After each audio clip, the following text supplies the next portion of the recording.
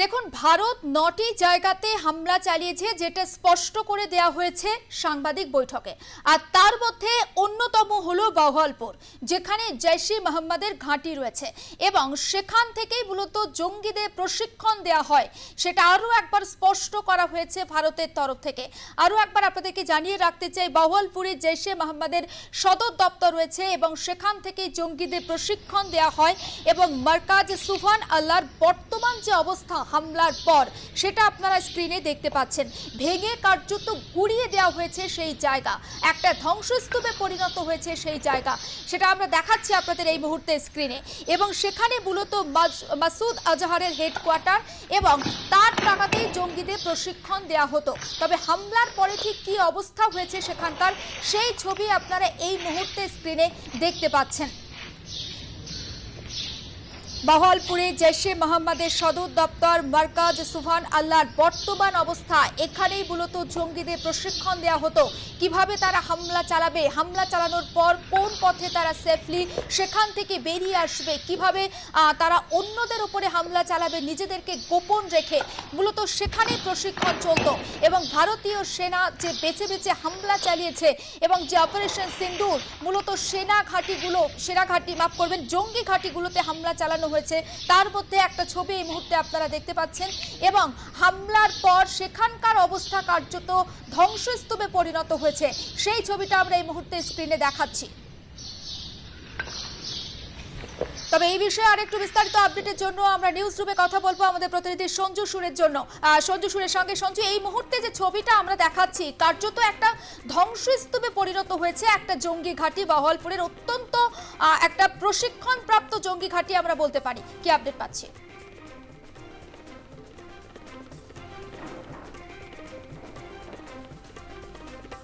দেখো, ভাওয়ালপুর যেটা পাঞ্জাবের, পাকিস্তানের দক্ষিণ পাঞ্জাবে অবস্থিত একটি জায়গা। তুমি একটু ভালো করে লক্ষ্য করে বোঝা যাবে যে গতকাল রাত্রিবেলা 1:05 থেকে 1:30-এর মধ্যে যে 9টি জায়গায় পাকিস্তান এবং পাক অকুপায়েড জম্মু কাশ্মীরের যে 9টি জায়গায় ভারত আক্রমণ করেছে, সেই 9টি জায়গার মধ্যে সবচেয়ে দূরবর্তী যদি কোনো জায়গা থেকে থাকে সেটা হচ্ছে এই ভাওয়ালপুর। প্রায় 100 কিলোমিটার ভারত পাকিস্তান বর্ডার থেকে প্রায় 100 কিলোমিটার ভেতরে গিয়ে এই ভাওয়ালপুরে আক্রমণ করা হয়েছে, এয়ার স্ট্রাইক করা হয়েছে। এবং এয়ার স্ট্রাইক করা হয়েছে কোথায় না, একেবারে বেছে নিয়ে মার্কাজা সুবহান আল্লাহ, এই যে ছবিটা দেখা যাচ্ছে, এটা হচ্ছে একটি মাদ্রাসা। এটাকে বলা হয় যে জৈশ-ই মোহাম্মদের প্রধান মাসুদ আজহার, তার হেডকোয়ার্টার, তিনি এখানে এসে বসেন, মাঝে মাঝেই তিনি এখানে আসেন। এবং এখানে সন্ত্রাসবাদীদের একটা কারখানা বলা যেতে পারে, নামে মাদ্রাসা। জৈশ-ই মোহাম্মদের অর্থানুকূল্যে চলে এই মাদ্রাসাটা, মার্কাজে সুবহান আল্লাহ। এবং এখানে মূলত সন্ত্রাসবাদী উৎপন্ন হয়। এবং সেই সন্ত্রাসবাদী উৎপন্ন হওয়াটা, এবং আরও একটা জিনিস তোমাকে বলে রাখি যে এই মার্কাজে সুবহান আল্লাহ থেকে পাকিস্তানি সেনার একটি আউটফিট রয়েছে একেবারে ঢিলছোড়া দূরত্বে। অর্থাৎ একদিকে পাকিস্তানি সেনা যেন মনে হয় যে এই মার্কাজে সুবহান আল্লাহ অর্থাৎ মাসুদ আজহারের এই যে হেডকোয়ার্টার, সেটাকে গার্ড করে এমন একটা জায়গায় এই মার্কাজে সুবহান আল্লাহ রয়েছে, সেই ভাওয়ালপুরে। এবং তার অবস্থানটা তুমি দেখো, ভারতীয় বর্ডার থেকে প্রায় 100 কিলোমিটার ভেতরে এটা রয়েছে। এবং আরেকটি গুরুত্বপূর্ণ বিষয় রয়েছে, 2001 সালে যে সংসদ আনা হয় আমাদের নিউ দিল্লিতে সংসদ আনা, বা 2019 সালে পুলওয়ামা জঙ্গি হামলা, এই দুটো ঘটনার পেছনে অন্যতম কুচক্রী তিনি হচ্ছেন মাসুদ আজহার। এবং তার সদর দপ্তর হচ্ছে এই ভাওয়ালপুর। গত 13 দিন ধরে আমরা বারবার করে বলা বলি করছিলাম যে পাকিস্তান এই ধরনের একটা ঘৃণ্য কাণ্ড ঘটালো, জঙ্গি হামলা করালো, কিন্তু ভারত কেন বদলা নিয়ে উঠতে পারছে না, ভারত কবে বদলা নেবে, কী ধরনের বদলা নেবে, এই যে বিষয়গুলো চলছিল, বালাকোট বা উরি এয়ার স্ট্রাইক, এইসব বিষয়গুলো সামনে আসছিল, সার্জিক্যাল স্ট্রাইকের বিষয় সামনে আসছিল। ভারত যে প্ল্যানিংটা করছিল সেটা কিন্তু বোঝা গেল গতকাল রাত 1:05 থেকে 1:30-এর মধ্যে, যখন খবর পাওয়া গেল যে পাক অকুপায়েড কাশ্মীর থেকে শুরু করে পাকিস্তানের অভ্যন্তরের মোট 9টি জায়গায় ভারত আক্রমণ করেছে। এবং বেছে বেছে সেই জায়গাগুলোতে আক্রমণ করা হয়েছে যে জায়গাগুলো মূলত জঙ্গি ঘাঁটি, যেখানে মূলত জঙ্গিদের উৎপন্ন করা হয়, জঙ্গিদের প্রোডাকশন করে পাকিস্তান। সেই জঙ্গি ঘাঁটিগুলোকে বেছে বেছে, কোনো সেনা ঘাঁটিতে আক্রমণ করা হয়নি, কোনো সিভিলিয়ানসদের এলাকাতে আক্রমণ করা হয়নি।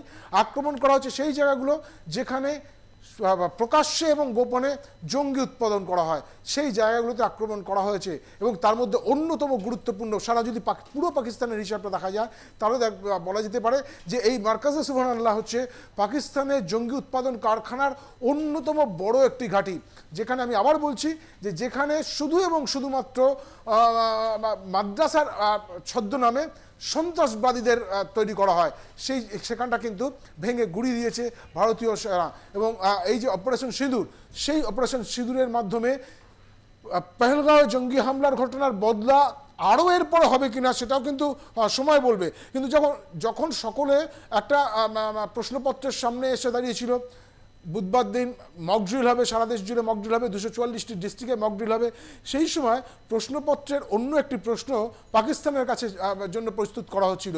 সেই প্রশ্নটা ছিল এই মধ্যরাত্রে অপারেশন সিঁদুর করা, এবং ভারতীয় সেনা সফলভাবে সেই অপারেশন সিঁদুর করে। এবং শুধুমাত্র মার্কাজে সুবহানাল্লাহ নয়, আরও একটি গুরুত্বপূর্ণ এলাকা রয়েছে, সেটা হচ্ছে এটা যেমন মাসুদ আজহারের কোটলি, এটা হচ্ছে কোটলিটা হচ্ছে আবার পাক অকুপায়েড কাশ্মীরের মধ্যে পড়ে, সেই কোটলিটাও পাকিস্তানের আরেক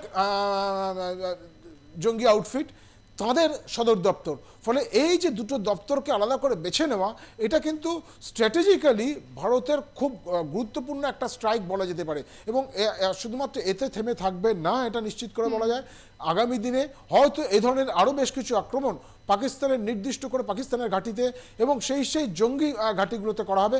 ভারত কিন্তু বারবার করে বলছে, কিছুক্ষণ আগে যখন তুমি জানো যে প্রেস ব্রিফিং হলো, সেই প্রেস ব্রিফিংও পরিষ্কার বলা হয়েছে যে ভারত কোনো রকমভাবে সামরিক অভ্যুত্থান বা সামরিক অভিযানের দিকে যায়নি, যে কারণে কোনো সামরিক স্ট্যাবলিশমেন্টে আক্রমণ করা হয়নি, শুধু এবং শুধুমাত্র আক্রমণ করা হয়েছে জঙ্গি ঘাঁটি হিসেবে পরিচিত, প্রকাশ্যে পরিচিত যে জায়গাগুলো, সেই জায়গাগুলোতে। ফলে এর পরবর্তী পাকিস্তান এখন কাঁদুনি গাইতে অবশ্যই শুরু করে দিয়েছে, শাহবাজ শরীফ থেকে শুরু করে পাকিস্তান। একদম, আমি সঞ্জু ফিরছি তোমার কাছে, একটু সঙ্গে থাকো, আমি ফিরছি তোমার কাছে। অবশ্যই এই খবরের দিকেই আমাদের নজর থাকবে। তবে আমি আরো একবার দর্শকদের জানাতে চাই যে বাহওয়ালপুরে জৈশে মোহাম্মদের সদর দপ্তর মার্কাজে সুবহানাল্লাহর যে বর্তমান অবস্থা, সেই বর্তমান অবস্থাটা এই মুহূর্তে আমরা আপনাদের সামনে তুলে ধরছি। এটা একটা মাদ্রাসা, যেটা স্পষ্ট করছিল আমাদের প্রতিনিধি সঞ্জু সুর। আমি আরো একবার সঞ্জুর কাছে যাব এই খবরের জন্য, তবে তার আগে ছবিটা আমরা আপনাদের সামনে তুলে ধরছি। ভারতীয় সেনা যে হামলা চালিয়েছে, সেই হামলার পর কার্যত গুড়িয়ে গিয়েছে এই মাদ্রাসা। এবং মাদ্রাসা মানে আমরা সাধারণভাবে জানি যে একটা শিক্ষা প্রতিষ্ঠান, কিন্তু এই শিক্ষা প্রতিষ্ঠান হলো সেই শিক্ষা প্রতিষ্ঠান যেখানে জঙ্গিদেরকে প্রশিক্ষণ দেওয়া হতো, যাদেরকে বলা হতো যে তোমরা এইভাবে এখানে গিয়ে আক্রমণ শানাও, আক্রমণ করে সেখানে মানুষ মারো, তারপর সেখান থেকে সেফলি ফিরে আসো। এটা হচ্ছে সেই শিক্ষা প্রতিষ্ঠান। ভারতীয় সেনা যে অপারেশন সিন্দুর অভিযান চালিয়েছে, সেই অপারেশনের পর কিন্তু এই যে মাদ্রাসা তার এই ধ্বংসস্তূপে পরিণত হয়েছে, সেই ছবিটা আমরা আপনাদের সামনে তুলে ধরছি। এবং এটা মূলত মাসুদ আজহারের হেডকোয়ার্টার, যেমনটা জানতে পারছি। আমি আরও একবার কথা বলবো আমাদের প্রতিনিধি সঞ্জু সুরের সঙ্গে। সঞ্জু, তুমি যেমনটা জানছিলে সেটা যেমন অবশ্যই আমি তোমার কাছ থেকে জানবো, পাশাপাশি দেখো ভারতীয় সেনার তরফ থেকে সাংবাদিক বৈঠকে যেটা স্পষ্ট করা হয়েছে যে হামলা চালানো হয়েছে বেছে বেছে একেবারে জঙ্গি ঘাঁটিগুলোতে। কোনো সাধারণ মানুষ আমাদের লক্ষ্য নয়, পাক সেনা ঘাঁটি আমাদের লক্ষ্য নয়। তাহলে তোমরা যাদেরকে প্রোডাকশন করো, যারা গোটা বিশ্বের কাছে ত্রাস, তাদেরকেই আমরা মারতে চাইছি। এটাতে কি একটা শিক্ষা দিতে চাইলো ভারত পাকিস্তানকে? সঞ্জু, দেখো, শিক্ষা দিতে চাইনি, এটা পাকিস্তানকে বারবার করে বুঝিয়ে দেওয়া হচ্ছে। শুধুমাত্র এবার না, এর আগে বালাকোট এয়ার স্ট্রাইকের সময় কিন্তু দেখানো হয়েছিল যে জায়গাটাতে আক্রমণ করা হয়েছিল সেটা ছিল একটা ওই একেবারে ট্রেনিং সেন্টার, সন্ত্রাসবাদীদের ট্রেনিং সেন্টার। পাকিস্তান কিন্তু তখনও খুব একটা বেশি ভারতের বিরুদ্ধে বেশি কথা বলতে পারেনি। এবারও পাকিস্তান মিউ মিউ করে হয়তো কাঁদুনি গাইবার চেষ্টা করছে। তারা বলছে যে পাকিস্তানি একজন সেনা আধিকারিক, তিনি কিছুক্ষণ আগে একটা প্রেস কনফারেন্স করছিলেন, দেখছিলাম, সেখানে তিনি বলছেন যে একটি মাদ্রাসা শহীদ হয়েছে। তুমি চিন্তা করতে পারছো যে পাকিস্তানি সেনা আধিকারিক বলছেন মাদ্রাসা শহীদ হয়েছে, মানে তারা কতটাই ডিমোরালাইজড এই অবস্থায় যে তাদের কোনো জঙ্গি শহীদ হয়েছে বা সেনা শহীদ হয়েছে এ ধরনের কথা না বলে তারা বলতে বলছে যে একটা মাদ্রাসা শহীদ হয়েছে, একটা বাচ্চা মেয়ে মারা গেছে, এরকম দাবি তারা করছে। সিভিলিয়ান মারা গেছে 5 জন, তার মধ্যে 2 জন যুবক, 2 জন যুবতী এবং একটি বাচ্চা মেয়ে নাকি মারা গেছে। এইটা বলবার সঙ্গে সঙ্গে শাহাদাত হাসিল হুয়া এক মাদ্রাসা কো, এটা বলার মানে যে পাকিস্তানি আর্মি তারা কতটা ডিমোরালাইজ হয়েছে গতকাল রাত্রের এই আক্রমণে, ভারতের এই আক্রমণে, সেটা বোঝা যাচ্ছে। এবং পাকিস্তান যে বারবার করে তাদের জঙ্গিদের, তাদের সেনাকে জঙ্গিদের রক্ষাকর্তা হিসেবে রাখে, সেটা এর আগে অনেকবার প্রমাণিত হয়েছে। আজকে যখন ভারত শুধুমাত্র জঙ্গি ঘাঁটিতে আক্রমণ করেছে, এই কাজ তো পাকিস্তানের করা উচিত ছিল। যে পাকিস্তান বারবার করে বলে যে আমরা সন্ত্রাসবাদের বিরুদ্ধে আমরা লড়াই করি, তাহলে এই কাজগুলো তো পাকিস্তানের করা উচিত ছিল। এই যে বাহাওয়ালপুরের যে মাদ্রাসা মারকাজা সুবহানাল্লাহ, যেখানে জৈশে মোহাম্মদের প্রধান মাসুদ আজহারের ঘাঁটি, সেটা তো একেবারে সেনা ক্যান্টনমেন্টের পাশে, সেনাদের একটি অফিস রয়েছে তার পাশে, তাহলে কি করে সেটা এতদিন সেখানে ছিল? ফলে এটা পাকিস্তান তারা কাঁদুনি গাইবার যেটা জায়গা, সে কাঁদুনি তারা গাইতে পারে। কিন্তু গতকাল রাত্রের এই ঘটনার পরেই ভারত সরকারের পক্ষ থেকে বেশ কয়েকটি রাষ্ট্রের রাষ্ট্রদূত এবং তাদের সরকারের সঙ্গে যোগাযোগ স্থাপন করা হয়। এটা আমেরিকা, আরব এমিরেটস এবং প্রভৃতি বেশ কয়েকটি, ইসরায়েল, তাদের সঙ্গে যোগাযোগ স্থাপন করা হয় এবং পুরোটা ব্রিফ করা হয়। ভারতের পক্ষ থেকে কিন্তু ইতিমধ্যেই বহির্বিশ্বের সঙ্গে এই বিষয়টি সম্পূর্ণ ব্রিফ করে দেওয়া হয়েছে এবং পরিষ্কার জানিয়ে দেওয়া হয়েছে যে ভারত কোনো রকম কোনো সামরিক ঘাঁটিতে হামলা করেনি, কোনো সিভিলিয়ানসদের উপর হামলা করেনি। ভারত যে হামলা করেছে পহেলগাঁওয়ে জঙ্গি হামলার পরে, এটা ভারতের করার প্রয়োজন ছিল। এই প্রত্যাঘাত, এই আঘাত ভারতের করার প্রয়োজন ছিল, যে কারণে ভারত এই আঘাতটা করেছে। এবং করেছে কোথায় না, লস্কর ই তৈবা এবং জৈশ-এ মোহাম্মদের যে মূল ঘাঁটিগুলো আছে সেই মূল ঘাঁটিগুলোতে। এবং এটা পাকিস্তানকে শিক্ষা দেওয়া যে তোমরা যদি এখনও না বোঝো, এরপরে আরও বেশি যেসব ঘাঁটিগুলো রয়েছে সারা পাকিস্তান জুড়ে, সেগুলো সমস্ত কিছু গুড়িয়ে দেওয়া হবে।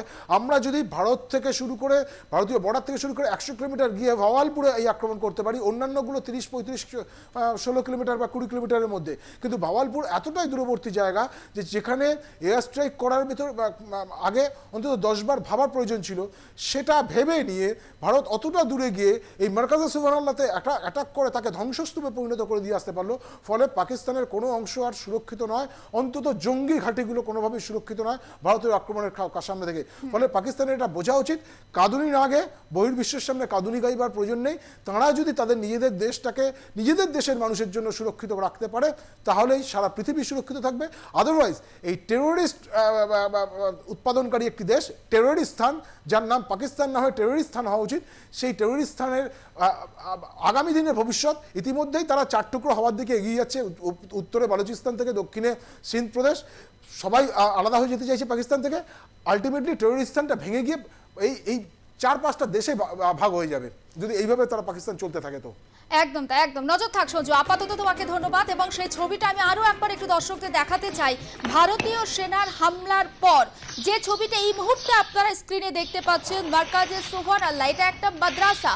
সেই মাদ্রাসার বর্তমান ঠিক কি অবস্থা, এবং এটা মূলত মাসুদ আজহারের হেডকোয়ার্টার হিসাবে পরিচিত, এবং এখানেই মাসুদ আজহারের টাকাতেই মূলত জঙ্গিদের প্রশিক্ষণ দেয়া হতো।